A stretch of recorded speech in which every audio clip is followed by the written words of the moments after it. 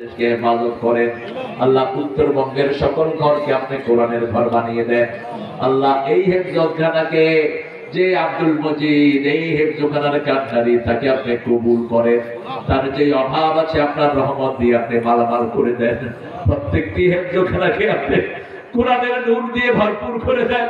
যেই ছেলেগুলো আজকে পাগড়ি নিয়েছে এদেরকে আমাদের হকারি রহমানি বানান। একজন উস্তাদ কত কষ্ট ছেলেদেরকে নিয়ে করে আপনি ছাড়া কেউ জানে না আল্লাহ। প্রত্যেকটি স্কুলকে আপনি কোরআনের মার্কাজ বানান। এই মাদ্রাসার সব অভাব আপনি দূর করে দিয়ে আমাদের যত ভাই বোন এসেছেন রোগ ব্যাধি যাদের আছে ভালো করে দেন। মেয়েদেরকে মায়েশা ফাতেমা রাদিয়াল্লাহু আনহার মতো কবুল করুন। ছেলেদেরকে সাইয়েদনা হামজা ইমাম দান করে দেন।